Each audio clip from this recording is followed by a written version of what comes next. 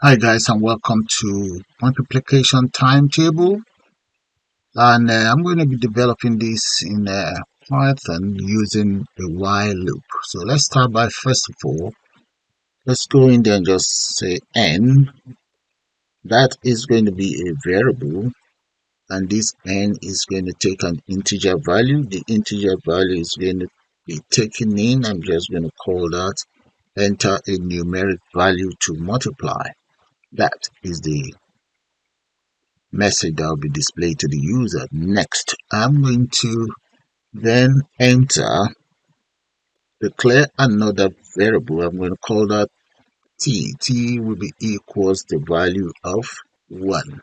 Now, right underneath here, let's use the while loop.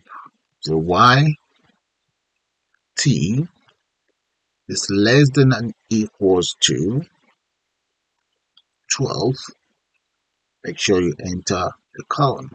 Now, the next thing we just need to do is just to print that out.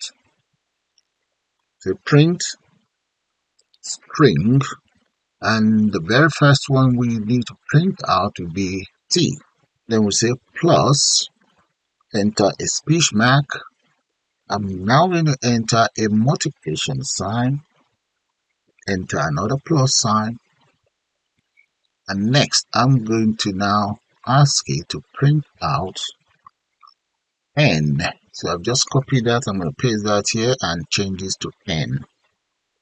There we go. So whatever you enter in here, that's what appears in here. Now here, I'm going to change that to equals, and right here, I'm just going to enter, let's say string, paste that here, and we just say multiply by, let's say t, multiply by n. That is all there is to it. So what we then need to do is to increment t. So we come right down here, we just say t plus plus, or t plus equals 1. And that's it. So I'm going to save it now. Let's come in here, so file, save as. I just call it while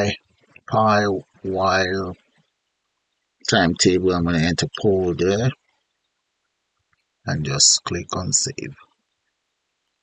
Okay, I'm going to try it out now. Let's cover this here. That must be covered because there's one open there and the other one should cover it right here. Okay, so let's run it. I'm going to click on run, save first. There, and there we go. So I'm just going to enter the value of 7. Look at that, guys. Enter a numeric value to multiply. Okay, let's try another value. Run. Let's say we enter 12 times table. There we go. Look at that. And that's how you create your own multiplication timetable using a while loop.